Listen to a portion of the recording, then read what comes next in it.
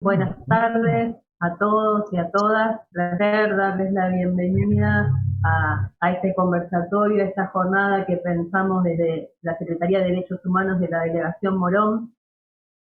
Agradecidos de que hayan recepcionado y se hagan parte de esta invitación. Contarles que para nosotros los derechos humanos en términos generales son parte de nuestra acción militante y acción sindical cotidiana, pero que de manera particular desde la Delegación Morón tomamos el compromiso de militar la memoria particularmente. Eh, en este camino de militar memoria, lanzamos desde la Secretaría una serie de proyectos y este conversatorio pensado como relatos en primera persona, de alguna manera se desprenden de un proyecto original que es el de Historias en Valija. Historias en Valija llega a las escuelas y tiene como disparador algún relato, pensando en cómo ponerle a esas historias o a ese relato un condimento de proximidad, es que empezamos a tomar contacto con, con personas que estuvieron vinculadas de alguna manera, atravesadas de alguna manera por, por lo que fue el proceso militar y la desaparición de personas, y ahí nos cruzamos con Griselda, y yo digo con Griselda, su familia, la historia de Alejandro, que yo la siento como la historia de todos un poquito, eh, y así como la historia de cada uno de los compañeros que desaparecieron durante ese periodo de la historia, se convirtió en la historia de todos cuando las madres decidieron socializar su maternidad, cuando las abuelas hicieron lo mismo con su abuelazgo, y entonces nos convertimos todos, fueron los hijos de todos, los nietos de todos, y bueno, creo que Alejandro un poco es el hermano de todos. A partir de ese encontrarnos es que empezamos a transitar junto con Griselda este camino, a sumarnos a un camino que ella ya venía haciendo con su familia. La verdad es que en este contexto pensamos que la construcción de la memoria no podía detenerse. Así como no se detiene nuestra práctica sindical cotidiana, tampoco esto. Entonces empezamos a buscarle la vuelta y, y esta actividad que veníamos soñando y que veníamos construyendo para que fuese un encuentro de proximidad, se convirtió en este conversatorio virtual, que de cualquier manera, digo, yo lo miraba de una forma positiva en cuanto a, bueno, que esta dinámica nos está permitiendo acercarnos a compañeros que a lo mejor por una cuestión de distancias no hubiesen podido estar, así que bienvenido sea, que estemos llegando a muchos puntos de la provincia de Buenos Aires, eh, y que para poder eh, darle esta impronta con la que la pensamos de proximidad y de cercanía, nos permite, bueno, el intercambio a través de los comentarios, de los mensajes que ustedes puedan ir compartiendo con nosotros durante esta actividad. Eh, Simplemente yo no quiero usar más tiempo de este encuentro, simplemente, por supuesto, agradecerle a Griselda la generosidad de siempre, eh, a todos los que nos están acompañando, a invitarlos a abrir todos los sentidos en esta experiencia que hoy proponemos, que yo creo que por lo menos es nuestro objetivo. Ninguno de nosotros va a ser igual o va a transitar igual las calles de su barrio y el encontrarse con sus vecinos después de esta actividad. Así que nuevamente gracias a todos y les doy la palabra a Claudia Gallardo, nuestra secretaria de Derechos Humanos de la Delegación Morón y responsable de esta actividad. Bueno, hola a todos y a todas, bienvenidos al conversatorio. Bueno, dimos en llamar Relatos en Primera Persona y Pedagogía de la Memoria porque nos parecía importante destacar algunas cuestiones sobre la pedagogía de la memoria. Es un campo educativo, nosotros somos un sindicato docente, siempre en búsqueda de herramientas para los compañeros y las compañeras. Bueno, y en esos términos, y justo lo que decía Luján, en el marco de un proyecto general que es Historias en Valija, se nos ocurrió pensarlo desde este lugar, ¿no? Pensar la memoria, pero también atravesado por su pedagogía. Más allá de la normativa, la Ley de Educación Nacional del año 2006, la 26.206, más los planes nacionales para educación obligatoria, los de formación docente, los NAP, los núcleos de aprendizaje prioritario, todos marcan que en todos los niveles hay que tratar los temas de memoria e identidad. Ahora, la mayoría de los docentes con los que hablamos dicen que hay como una resistencia por muchos compañeros, compañeras, a veces equipos directivos, a tratar estos temas. Sobre la pedagogía de la memoria. Es un campo educativo, ¿no?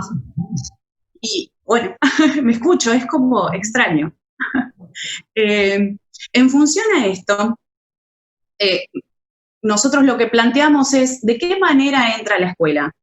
Nosotros cuando vamos a las escuelas, obviamente hay una voluntad, una intención del profe de ir llevando la... A ver, no sé si soy yo o dónde se escucha el... No, sí.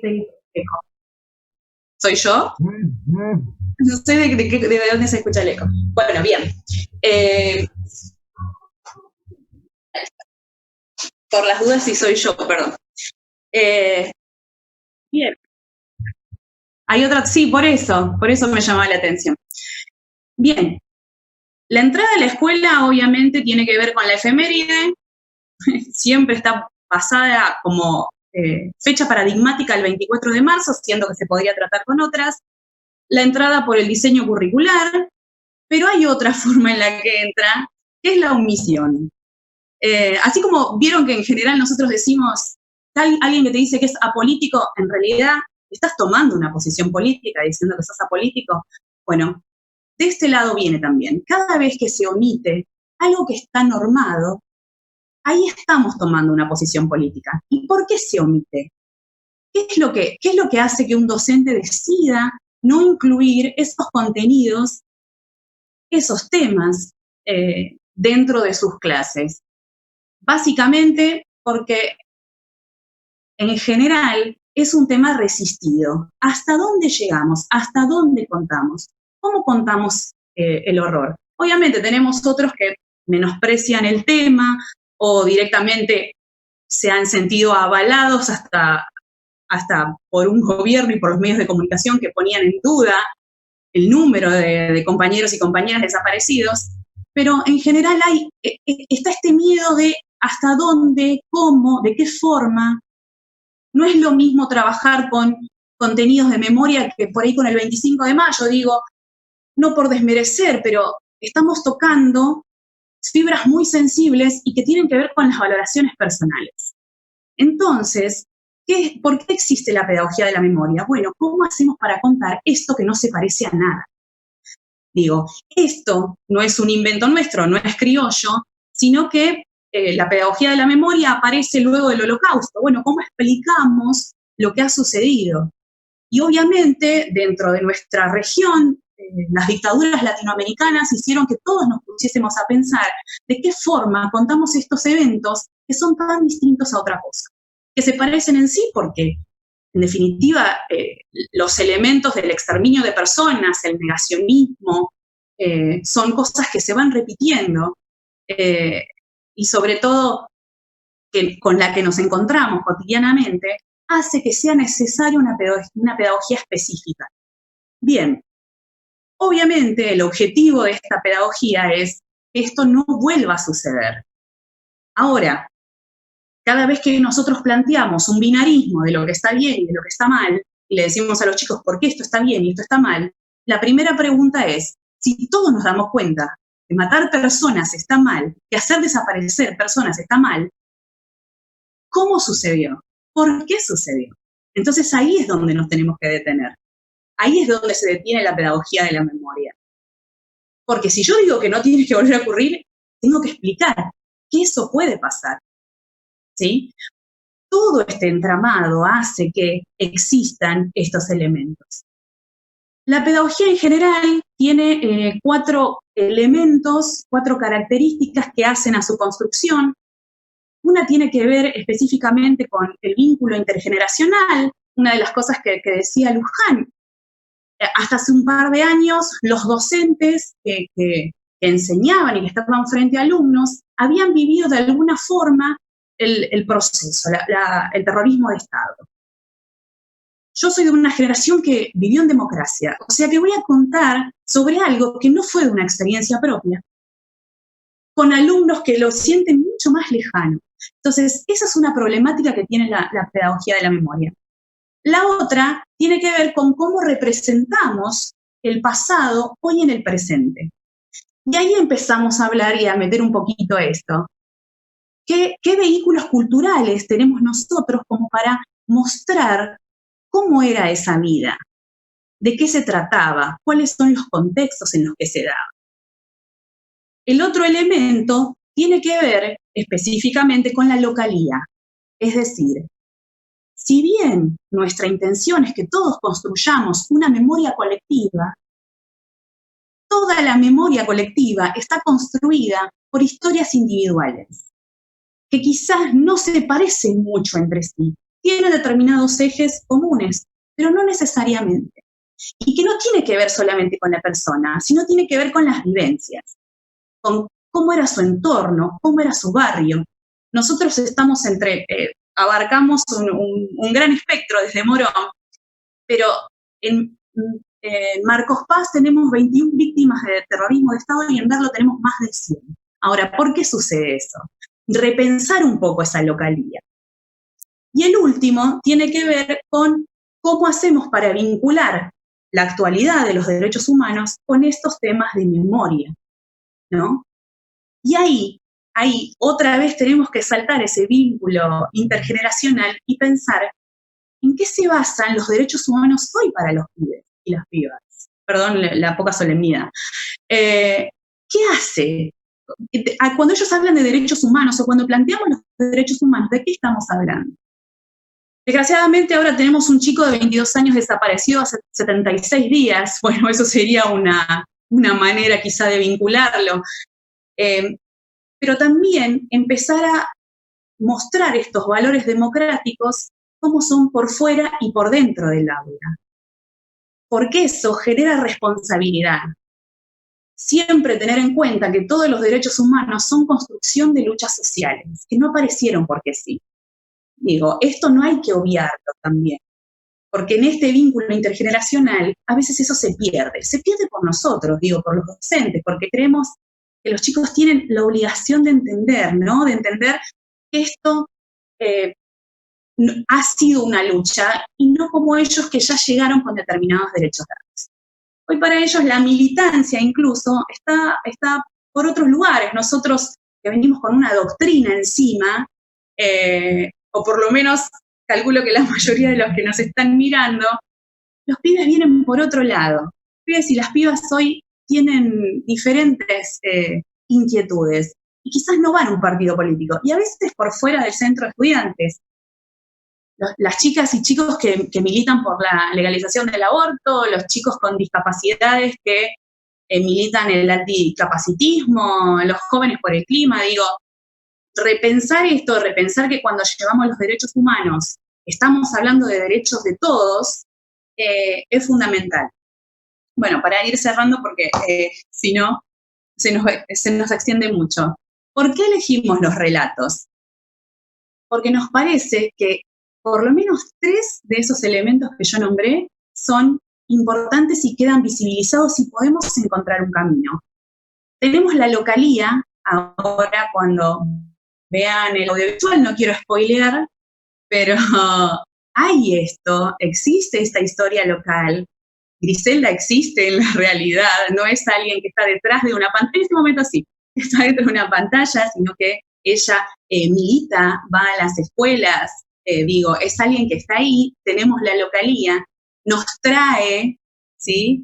Nos cuenta sobre el pasado, sobre su propio pasado, nuestro presente, y además ella milita los derechos humanos, ¿sí?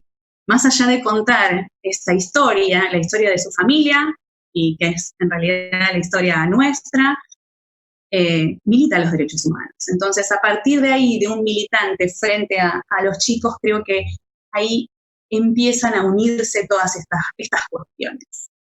Bueno, sin más, los invito a ver el audiovisual, ¿sí? Que preparó Griselda con su familia, con música de Damián Ranieri, un genio, lo van a ver ahí también, y bueno, cuando esté listo el audiovisual, lo vemos.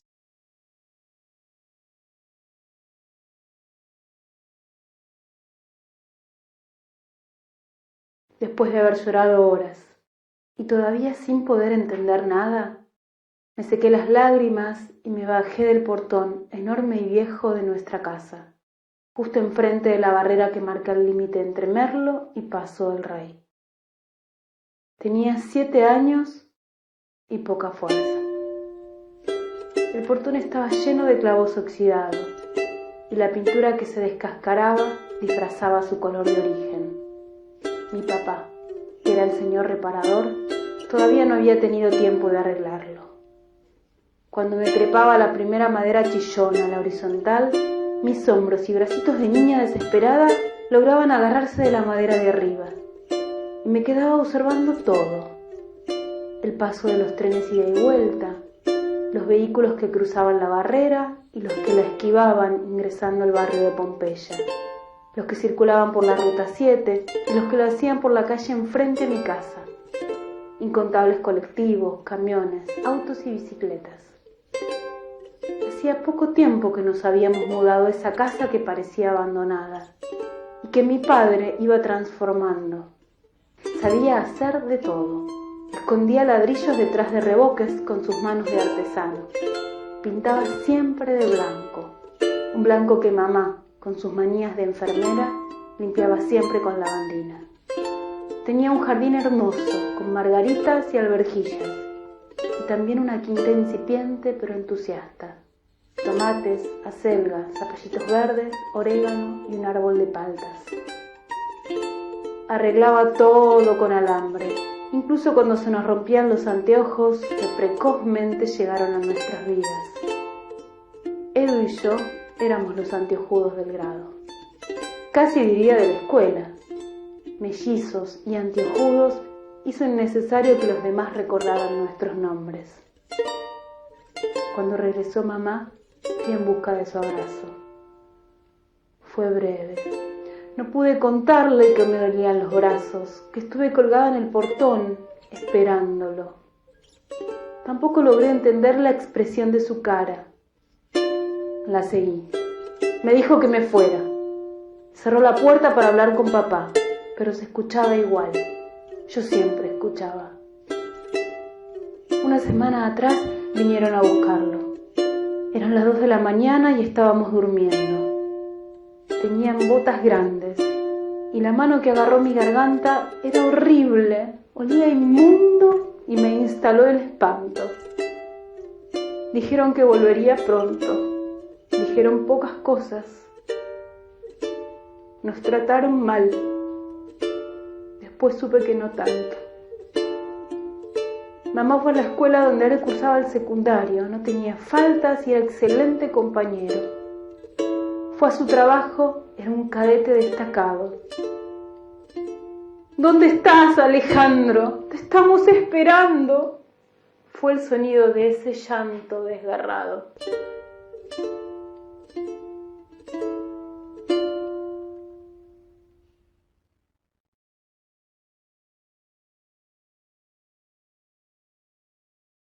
Este audiovisual es una historia que nosotros, un relato que le pedimos a Griselda que nos compartiese, y ella, como siempre decimos, con esa generosidad y esa predisposición, Dijo, bueno, no solamente te doy un texto, sino que tengo un amigo que lo musicalizó y además hagamos un audiovisual y sumó a su familia. Digo, es un trabajo colectivo importante. Así que bueno, les pido disculpas otra vez y charlamos un cachito con Gri acerca de esto, primero del audiovisual y después nos cuenta su historia.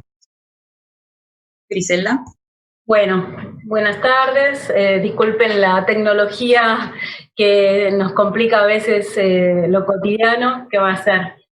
Es parte del proceso de adaptación que nos toca.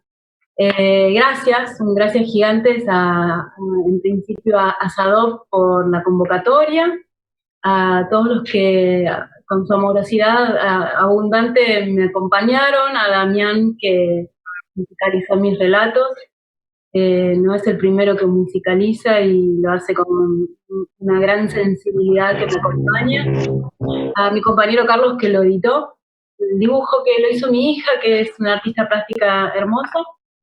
Y bueno, a todos los que están acá escuchando y los que seguramente tenemos la intención de que lleguen a escuchar en algún momento esta charla, este conversatorio o la onda expansiva de lo que va generando. Comparto lo importante que es el rol docente en la transformación de los cambios. Nuestros jóvenes, nuestros niños han crecido, por suerte, maravillosamente, en democracia y les cuesta muchísimo acercarse a la historia viva, que igual es realmente muy reciente. O sea, yo tengo 50 años y crecí en esa historia tan cruenta. Entonces, mi intención es llevarles estos relatos en primera persona para que intenten imaginarse por un ratito, ser protagonistas por un ratito de esto y, bueno, desde ahí poder reflexionar. Yo creo que los jóvenes tenemos que generar la capacidad de reflexionar, estimularla, porque la tienen claramente, estimular la capacidad de reflexionar en todos. Uno, después de una reflexión, ya no es el mismo. La reflexión nos da incluso una situación de empoderamiento, porque nos hace tener una idea de lo que pasa, pero con la convicción de nuestras propias observaciones. Así que me parece sumamente importante que podamos acercar la vivencia, esto de que no fue hace mucho tiempo, que pasó acá en nuestros barrios y con nuestra gente. Alejandro nos falta a todos, como siempre digo. Alejandro era mi hermano, pero también era el hermano de cada uno de ustedes, o el padre de cada uno de ustedes, o el alumno, o el profe, o el médico, el veterinario, el recolector de residuos, el artista, el poeta, el investigador del CONICET, el farmacéutico, la enfermera. Alejandro y son todos ellos que nos faltan y que marcaron una situación de mucho dolor en nuestro país, que solamente si podemos habitarla, podemos generar la transformación. Yo confío plenamente en la transformación, pero para eso necesitamos contarla, y contarla desde lo más profundo. Hay que hacer la transformación del algo habrán hecho. El algo habrán hecho como una expresión de condena, al algo habrán hecho como un deseo de investigación, de qué pasó. ¿Qué pasó? Sí, algo hicieron, pero hacer esa transformación de la condena a la investigación, de que podamos descubrir. Hay cosas que son como muy evidentes y hay cosas que son sutiles. El terrorismo de Estado se encargó de que todo lo sutil quede oculto. Entonces tenemos que despabilar las sutilezas para que nuestros jóvenes puedan hacer esta transformación, que tiene que ver con la justicia social, que todos tengan los mismos derechos, el libre pensamiento, la posibilidad de elegir qué hacer. Les voy a contar un poquito mi historia, que como siempre digo, no es mi historia, me tocó ser protagonista, pero es la historia de cada uno, es la historia del país, no me pertenece. Cuando me piden permiso para contarla, digo, no es mía, es del país. Es una historia real y es de todos. Y ojalá que todo el mundo la escuche, porque eso significa que ese proceso de transformación está ocurriendo. Siempre digo, los Aybar éramos una familia más, una familia común. Mamá, papá, laburantes, mi papá era mozo y mi mamá enfermera. Tenían 5 hijos, las 2 más grandes estaban casadas, Alejandro, que tenía 18 años, y Edu y yo, que somos mellizos y que teníamos en ese momento 7 años. Alejandro, bueno, mi mamá trabajaba en un hospital porque era enfermera, después fue técnica de hemoterapia, hacía guardias, trabajaba muchas horas por día, y mi papá también trabajaba muchas horas por día por sus horarios, porque era mozo gastronómico. Estábamos mucho tiempo, Edu y yo, al cuidado de Alejandro. Pasábamos los fines de semana con él, y él, además de estudiar secundario, estaba en el último año del colegio secundario, del colegio de acá, el Nacional, que está en la avenida de Merlo, que estudiaba de noche porque desde los 14 años trabajaba en Bonafide para ayudar en la casa. Así que los fines de semana estábamos, y los días de semana también, el poco tiempo que él tenía libre, nos dedicaba mucho tiempo al cuidado y éramos un poco sus acompañantes. A veces supongo que elegido y otras que no, pobre, le tocaba tener hermanos chiquitos. Alejandro era titiritero, y cada fines de semana, como siempre digo, llevaba su magia a los chicos del barrio, en el barrio de Pompeya, a una sociedad de fomento y a la parroquia del barrio de Pompeya, donde el padre Elvio le abría las puertas. Y bueno, como siempre digo, en una época donde llevar la magia en un títere en cada mano estaba prohibido, que la risa estaba prohibida. Él además hacía títeres en el hospital donde trabajaba mi mamá o en otros, donde pudiera. Y el 20 de septiembre, casi las 2 de la mañana, cuando la familia dormía, un grupo de militares fuertemente armados entran a mi casa, se lo llevan. Nos violentan y se lo llevan. Y nunca más supimos nada de él.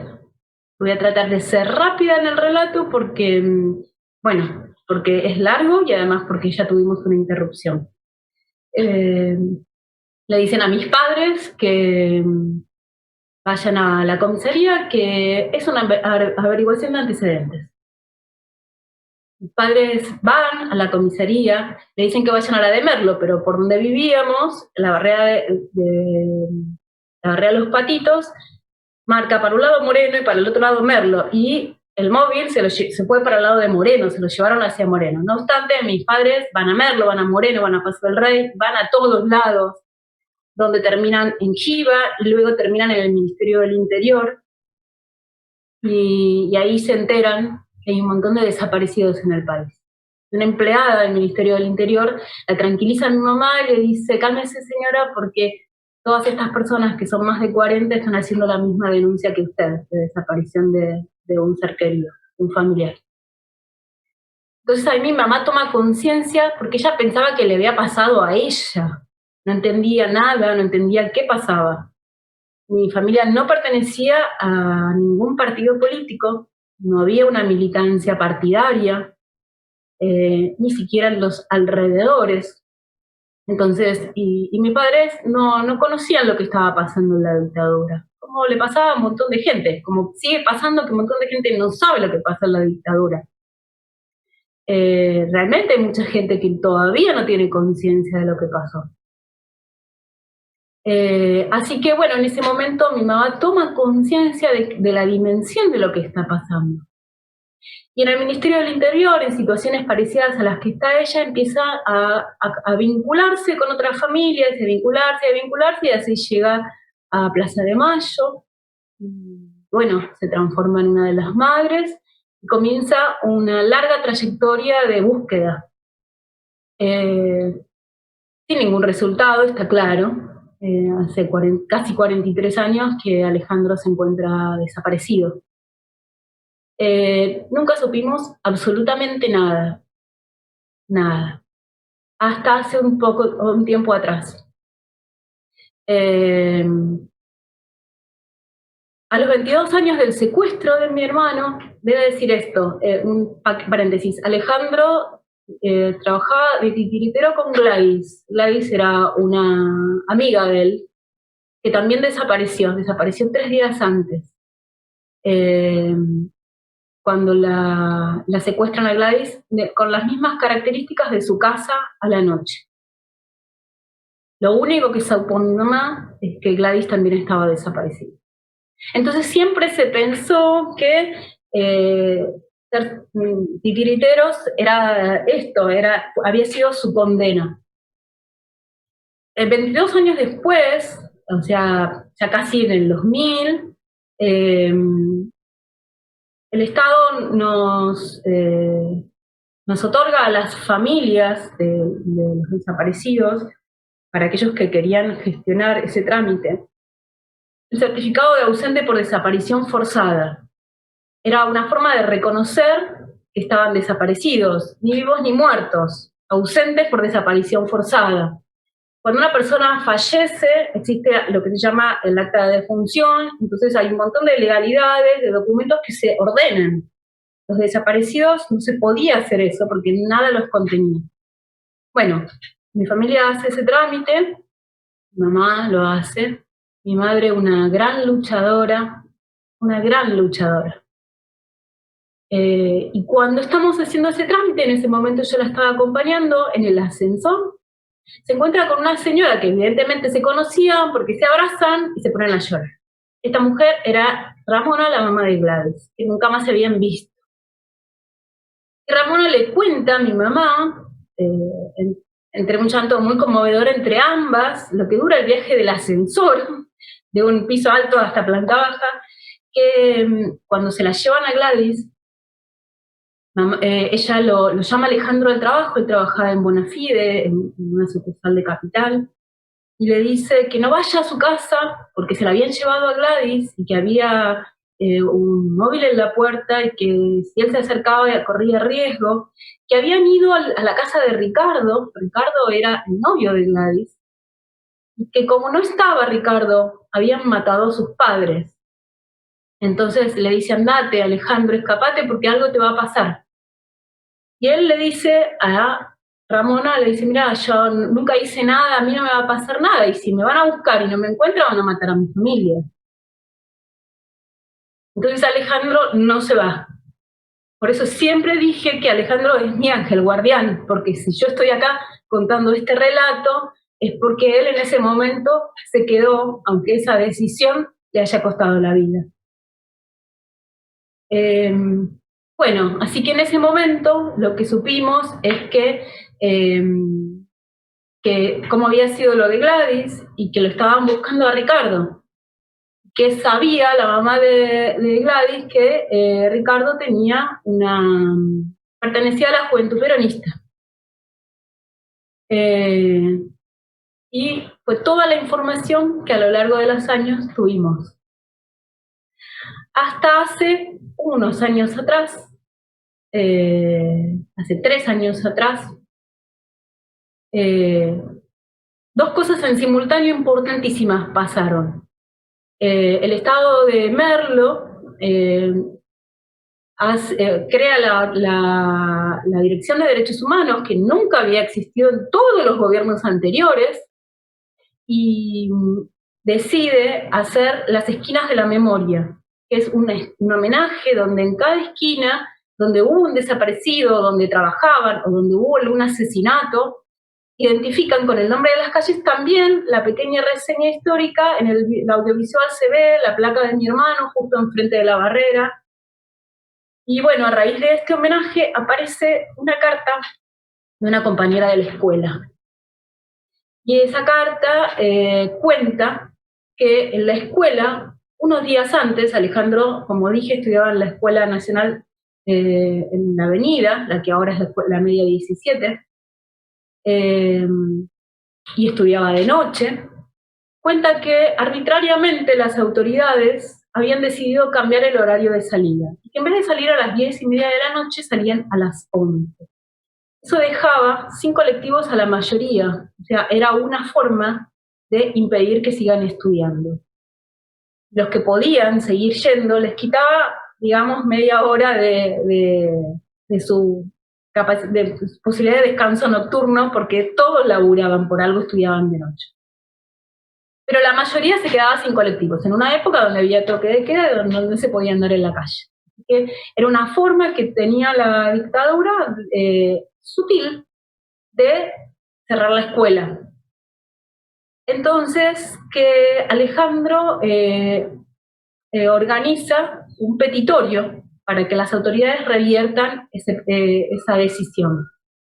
Y ese petitorio ocurre unos pocos días antes de que lo desaparezcan. Así que en ese momento recibo esa información, yo me conecto con Liliana, que es su compañera, que es la que manda la carta, y me da algunos detalles más que tenían que ver con su persona, con Alejandro, con un joven, del cual además ella estaba enamorada, que le quitó también la posibilidad de su amor, y que él dice que organiza la protesta y la deja de lado a ella, y ella se enoja mucho con él, pero lo hace también para cuidarla. En simultáneo se conectan conmigo hijos de La Matanza para contarme que empieza el juicio a la Brigada de Investigaciones de San Justo, donde Adriana Martín cuenta que estuvo secuestrada con Alejandro, con 7 jóvenes más, todos estudiantes secundarios, todos con las mismas características, entre 15 y 18 años, que fueron secuestrados en los mismos días, y que esa noche, la del 20 de septiembre, que comienza el 19, que luego por la hora pasa a 20, hacen una seguidilla de secuestros. Casi todos de Ituzaingó, y eran todos miembros de la UES, Unión de Estudiantes Secundarios. Alejandro fue el último que secuestraron esa noche. Venían de la casa de Gabriel Fernández. Cuando vienen a mi casa, de los hermanos Fernández, son 12 jóvenes estudiantes que los secuestraron esa noche. Cuando fueron a mi casa, preguntaron por la familia Fernández. Así que fuimos armando todo un rompecabezas. Y bueno, entonces ahí logro conocer la historia. En este momento estamos esperando el fin de este juicio, la sentencia. A lo largo del juicio, cuando yo me entero, ya no pude entrar como querellante, como familiar directa denunciante, pero sí con mucha pelea logré declarar como hermana directa, contar mi historia y poder hablar frente a los jueces, que uno como familiar es lo que más anhela, ¿no? Poder llegar a la instancia del juicio y terminar de armar el rompecabezas. Mi hermano estuvo secuestrado desde el 20 de septiembre hasta el 28 de diciembre del mismo año, del 77. El 28 de diciembre hacen un fusilamiento donde Adriana Martín es la sobreviviente. Gracias a ella sabemos todos los detalles de lo terrible, lo atroz por lo que han pasado todos estos jóvenes. Todos con las mismas características. Ahí conozco a la hermana de Ricardo, me cuenta que sí, que esa noche que fueron a su casa mataron a sus padres, pero que el Ricardo estaba y lo desaparecieron también. Que Ricardo también era titiritero. Y que todos tenían más o menos las mismas formas de trabajo. Como yo digo, eran militantes del amor y de la solidaridad. Que tenían el corazón abierto al prójimo, al acompañar, a la necesidad del de al lado. Bueno, llegamos a la instancia final del juicio, estábamos a fines de marzo, es más, casi convencidos de que 24 de marzo y sentencia de nuestro juicio venían acompañados, y nos agarró la pandemia. Así que, como yo digo, estamos a la espera de una justicia realmente muy injusta, porque después de tantos años, de 40 y pico de años, es muy difícil reparar. Sin embargo, si uno amplía la mirada, no solamente pensando en la historia, la parte de la historia que es nuestra víscera, nuestro cuerpo, nuestra sensibilidad, si lo amplía a lo que pasa, vos, Claudia, hace un rato hablaste del Holocausto. Argentina sienta precedentes en los niveles de los juicios de lesa humanidad. Gracias a que los familiares llevamos a cabo, le ponemos toda nuestra fuerza, que a veces ni sabemos de dónde la sacamos, para llegar y enfrentar a cada audiencia y a cada juicio. Y esto es para la historia, y esto es lo que nuestros jóvenes tienen que conocer.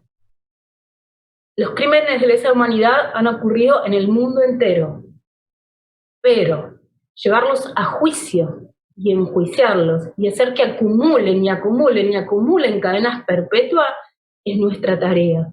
Y es mostrar lo que acá estuvo pasando. Solamente si hacemos ese ejercicio, la realidad va a cambiar. Yo confío en la transformación.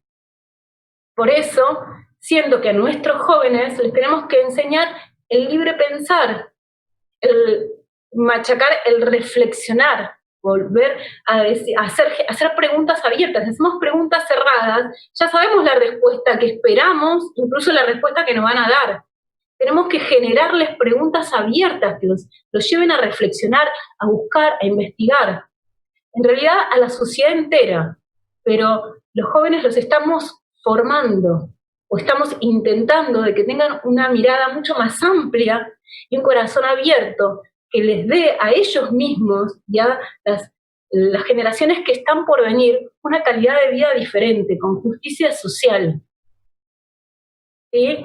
El tema de moda realmente por la pandemia es el estado de salud, ¿no?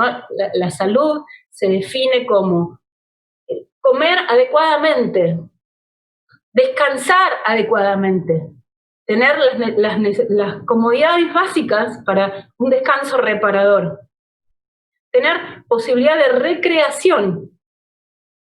¿Sí? ¿Cuánta de nuestra sociedad tiene todas esas posibilidades? ¿Cómo generamos una salud si no tenemos todas las mismas posibilidades? Y eso tiene que ver con el proceso de informar, de abrir la cabeza, de investigar y de transformar la condena del algo habrán hecho a la pregunta abierta de ¿qué hicieron? ¿Por qué los desaparecieron? ¿Por qué ya no están? Porque si Alejandro y todos nuestros 30.000 hermanos estuvieran, y todos los que mataron, y todos los que se tuvieron que exiliar estuvieran, seguramente tendríamos una realidad diferente. Pero la dictadura generó miedo, generó terror y generó pánico. El pánico es la parálisis del miedo, y todavía estamos paralizados como sociedad. Así que tenemos que confiar en que esa parálisis se va activando, y para eso le tenemos que dar herramientas a nuestros jóvenes, a nuestros niños, precisamente para transformarnos en lo personal, en lo individual y en lo colectivo. Y yo siempre digo, les voy a contar rápidamente por qué las flores rojas, y les voy a agradecer con todo mi corazón a toda la gente que me teje flores rojas, en especial a Lili, que es una mujer que adoro, que me renovó mis flores rojas, las que tengo incluso en el pañuelo de mi mamá. En los juicios de lesa humanidad, uno de los juicios importantes del centro clandestino La Perla en Córdoba, un familiar de desaparecido llevó al momento en que iba a declarar una flor roja simbolizando la vida, pero también la sangre de su desaparecido. Y un abogado defensor le pidió al juez que se la haga sacar. Y el juez le dijo que no, que se la podía tener. A la audiencia siguiente, Tribunales estaba lleno de flores rojas. Y entonces ante cada audiencia, los familiares nos proponemos llenar todo de flores rojas. Pero además le pedimos a la gente que nos haga flores rojas, que nos colaboren, porque el tejido de una flor, el tejido, simboliza esto, el ser red, el armarnos entre todos. Alguien que va a tejer una flor roja va a conocer la historia. Alguien que ve una flor roja te va a preguntar, che, ¿por qué tenés esto acá? ¿Sí? Y el tejer, el ser red, para mí es el concepto maravilloso que genera el cambio. Porque cada uno desde su lugar tiene que hacer, elegir hacer, querer hacer, exigir su derecho de poder hacer lo que quiera precisamente para esto, para la justicia social. No sé si me quieren preguntar algo. Bueno, gracias, Griselda. Sí, en realidad algunas aclaraciones. Nosotras tenemos una flor roja y algo en referencia a lo que dijo Griselda, voy a retomar dos cuestiones nada más, una personal y otra no tanto. Nosotros planteamos, cuando vamos con nuestras historias en valija, vamos con esta idea de, sobre todo en la escuela actual, la escuela no tiene que dar respuestas solamente, es más, no las da hoy. Los chicos pueden encontrar las respuestas en todos lados. La función de la escuela es que los pibes se pregunten, que hagan preguntas, que se interpelen. Y esa es la única forma que tenemos de instaurar la democracia desde tan chiquititos, que empiecen a preguntar. En ese plano, Griselda, nos conocimos en momentos diferentes, no nos conocimos simultáneamente. Griselda me conoció a mí el día que fuimos a su casa, pero yo la conocí a Griselda tiempo antes, porque una compañera, una profesora, no sé si nos estarán mirando, Cintia Martínez, que es colega de la escuela, de una escuela de gestión estatal, que es la escuela donde iba Alejandro, nos andaba siguiendo a todos con una flor roja contándonos la historia. A los propios trabajadores que estábamos en esa escuela, que no conocíamos la historia. O sea, claro, hasta dónde no tenemos idea. Lo que hicimos fue llevar esa flor roja y cada vez que entrábamos al aula, los pibes nos decían, ¿y por qué tiene una flor roja? Secundaria, ¿no? ¿Por qué? Porque el otro profesor, la otra profesora, ¿y por qué? Y otra pregunta es, ¿y por qué no todas la tienen? No todos y todas las profesoras la tienen. Entonces, esa flor roja también es un disparador. Termina siendo un disparador para que podamos charlar. Me parece sumamente importante, habla de lo simbólico, de seguir buscándole por todos lados la vuelta, así que lo agradecemos y bueno, nada, con la flor roja. Por ahí, bueno, ¿no? alguna de las... Sí. Lo agradecemos y lo compartimos claramente, porque tenemos nuestra flor roja, es un símbolo que aparte tiene como el equilibrio justo en esto que comentaba Griselda, de estar la vida, estar la muerte en el mismo símbolo, pero que de ese lado del símbolo nos agarramos al lado de la vida y al lado de que esta construcción de memoria sea una construcción de memoria desde ese lugar.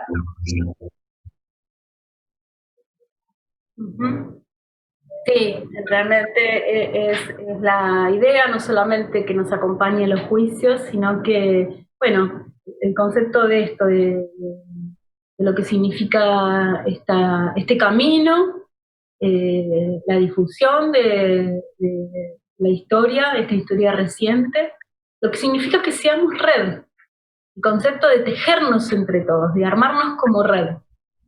Y vuelvo a decir la importancia de cada uno en su rol, no con todos los mismos roles, no todos tenemos que hacer la misma forma de militancia, hacer cada uno su parte, ¿sí? está el artista, está el maestro, estamos todos. Yo soy profesora de yoga.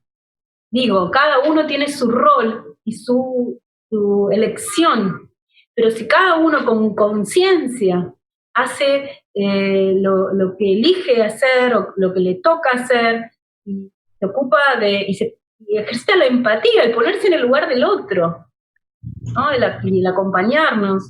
Y bueno, básicamente la tarea de difundir, de conocer, de saber, de enseñar, de respetar, de abrir la cabeza y de abrir el corazón.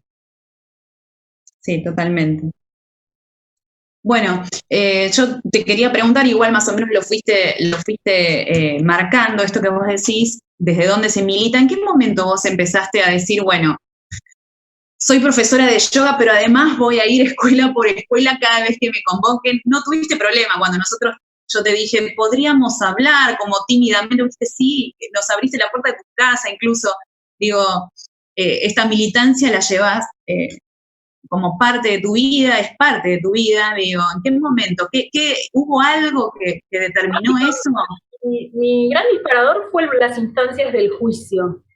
Yo antes, primero que atravesé como hermana de desaparecido un montón de cosas personales, pasé por situaciones de mucho dolor, situaciones de mucho miedo, de angustia, de querer olvidarme para poder continuar con mi vida, de necesitar recordar y contar. Hubo un momento en que los familiares nos callaban, después podíamos hablar, pero no nos preguntaban, y ahora también aparece esto de que nos preguntan y tenemos la necesidad de contar. Así que yo, como familiar, y que nos ha pasado a todos en algún momento, o a la mayoría, que bueno, fuimos atravesando diferentes instancias. Yo no tengo una trayectoria en la militancia de muchos años, pero al enterarme de todos los detalles y de conocer cuál era el trasfondo de la desaparición de mi hermano, más allá de que su esencia era esa, él era un gran militante del amor y la solidaridad, lo sostengo. Sostengo que hizo una protesta para que todos pudieran estudiar en la escuela, para que no les cambiaran el horario de salida. Y eso lo llevó, fue su condena final. En ese momento, así como yo logré declarar en el juicio y estamos esperando la sentencia, yo sentí la necesidad de que, como él era estudiante secundario, y es el único estudiante secundario del partido de Merlo desaparecido, hay otros estudiantes secundarios, pero en otros distritos. Yo dije, yo tengo que contar la historia en la escuela. Empecé a hacerlo cuando mis hijas eran chicas. Cuando mis hijas eran chicas, empecé a llevar la historia de mi hermano a las escuelas. Pero cuando el proceso del juicio para mí fue el momento de gran transformación y de decir, tengo información para contar, quiero hacerlo. Y elijo hacerlo en las escuelas porque me parece que es el lugar adecuado, porque además mi hermano era estudiante secundario y porque me encanta mirarle la cara a los jóvenes y decirle, ¿te imaginas? ¿Vos cuántos años tenés? Cuando me dicen 18, ¿te imaginas? ¿Pensás en tu mamá? ¿Pensás en tus hermanos? Y me encanta el momento de reflexión que genera eso. Es esto, la importancia del relato de primera persona, de que se puedan imaginar y que puedan reflexionar sobre el algo que habrán hecho. Claro. Entonces siento que hoy por hoy es parte de mi tarea. ¿Con qué respuestas te encontrás de los chicos? ¿Se te acercan después? ¿Te preguntan cosas aparte?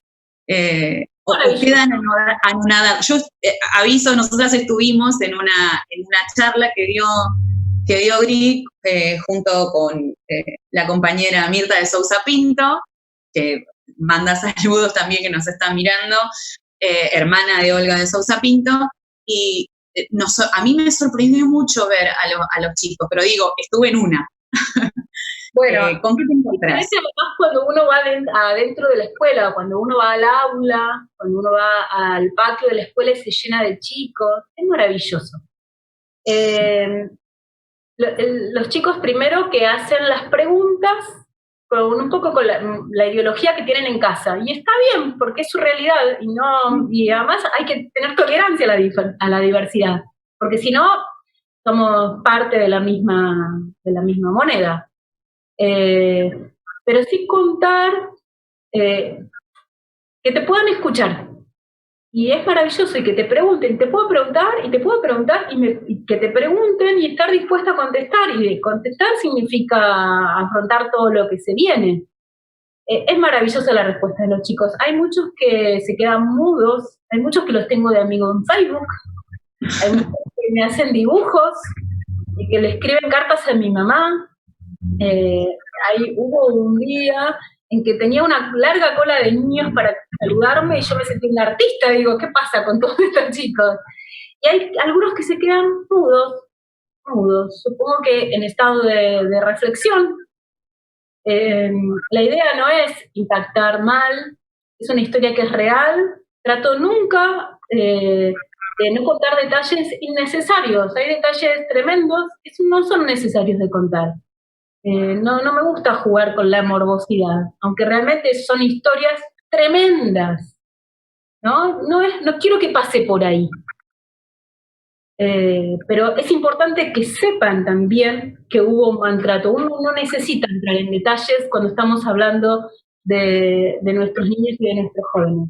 Pero sí que sepan que además, cuando yo tenía la edad de ellos, no podía ir de pantalones a la escuela. Tenía que ir con medias, la pollera me tenía que llegar a la rodilla. Que me hacían entrar, iba a una escuela pública en Paso del Rey. Me hacían entrar y mirar las manos así que no se me asomaran las uñas, porque eso también era la dictadura. Entonces cuando vos le decís, yo me miraba así, no, si me asomaban las uñas me mandaban de vuelta a mi casa. Como si eso fuera mi calificación. La transgresión de la norma por sí sola, digo, ¿no? Esta idea de que les cortaban, hay una película que es La mirada invisible, que te va mostrando cómo le tomaban los dedos para saber el largo del cabello de los hombres, digo. Todas esas cuestiones para los chicos les parece como muy... Claro. Imagínate que van con los pelos verdes, rojos y amarillos a la escuela, y que me parece fantástico. Fantástico, totalmente. Un costurero en la cara, vamos también, digo. Las identidades, porque es una construcción de identidad, qué más que la adolescencia y la escuela secundaria para formar esas identidades, ¿no? Así que bueno, eso es sentir que es la tarea básicamente del reflexionar. Bien. Aportar en la historia. Luján, no sé si querés hacer alguna pregunta. Por ahí no, te escucho nada. Más o menos se fueron respondiendo. Mis preguntas se fueron respondiendo a lo largo del relato de Griselda, o a lo largo de las preguntas que fuiste haciendo, Clau, más o menos están ahí. Yo coincido en esta cuestión de que si logramos que alguien vea una flor roja, eso lo lleve a pensar o a preguntarse si cuando alguien pase por la esquina del paso a nivel, de la barrera de los Patitos, o pase por enfrente de Bonafide en Merlo, por enfrente de la escuela, ese instante lo conmueve y lo lleva a pensar, a repensar que los chicos en las escuelas puedan verse tan próximos como Alejandro. Bueno, nada, hemos hecho nuestro aporte en esa construcción de memoria que es imprescindible, que es necesaria, digo, como pueblo, como nación, que efectivamente creemos que en nuestras acciones podemos hacer algo para tener un mundo mejor, con más justicia, con más inclusión, con un todos y todas bien amplio. Me parece que la memoria es fundamental. En ese contexto no puedo dejar de hacer referencia a que hoy además se están cumpliendo 10 años de la ley de matrimonio igualitario, digo, y en esta línea de la que venimos hablando de derechos humanos y de diversidades y de diferencias que nos unen y no nos separan, me parece que es una referencia importante también. Claramente lo es. Bien, bueno, hay comentarios, agradecimientos, saludos a vos, Jorgelina García, Guillermo María Soria Paz, Ana Magariños, te mandan abrazos, besos.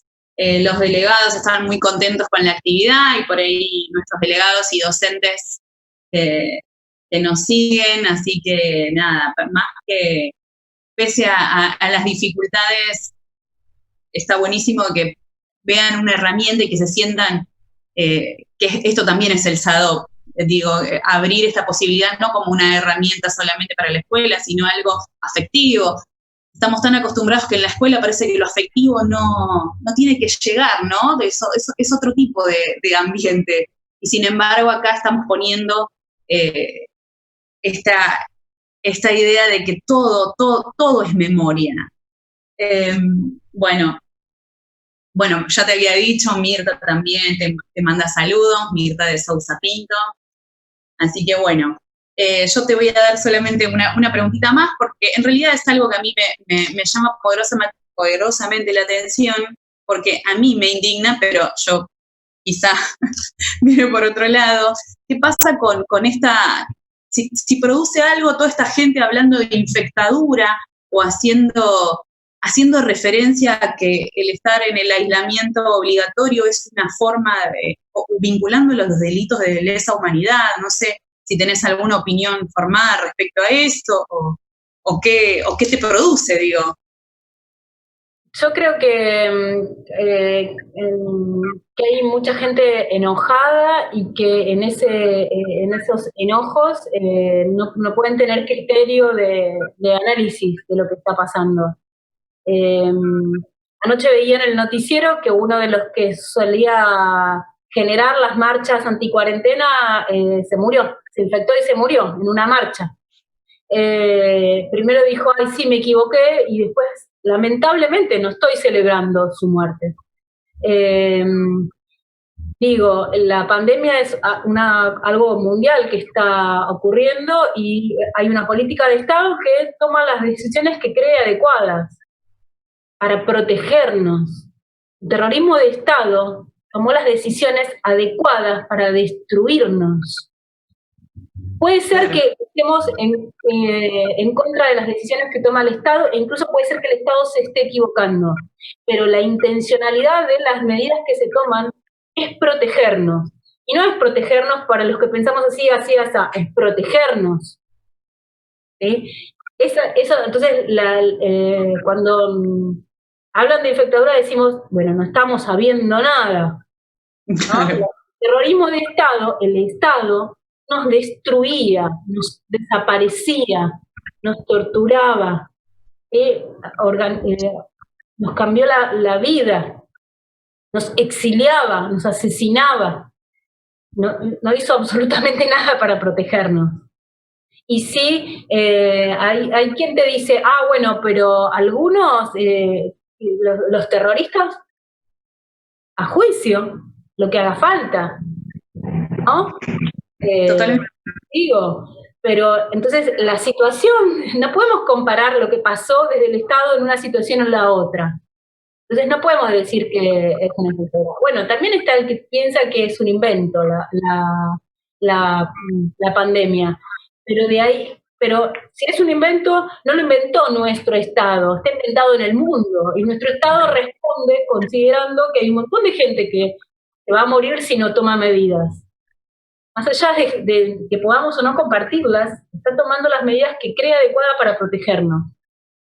¿Y cómo vamos a saber si se equivocó o no? Y más adelante, porque ahora no lo sabemos. Claro. Bueno. Acá como una compañera, qué importante darle contenidos a Oscuro Periodo. Seguramente con nuestros 30.000, hoy el mundo sería muy distinto. Brenda Cáceres, que es una compañera del SADOP. Y saludos de Mina Clavero, como decíamos con Luján, somos internacionales.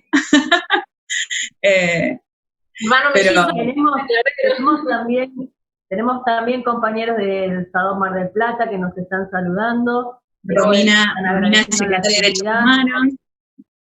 Sí, Así que bueno, una cosita más, en esta pandemia, como cambian los tiempos y cambian las formas y todo, me senté a escribir. Aclaro que no soy escritora, no tengo herramientas para escribir, tengo cosas para ganas de contarlas, así que me senté a escribir. Una hermana, una compañera de familiares desaparecidos, otras somos todas hermanas de desaparecidos, pero además somos todas hermanas entre nosotras también. Justo una corrección a los textos, así que esos relatos que se llaman La hermana del indio, el indio era el apodo de mi hermano, el que quiera leerlos, están para compartir.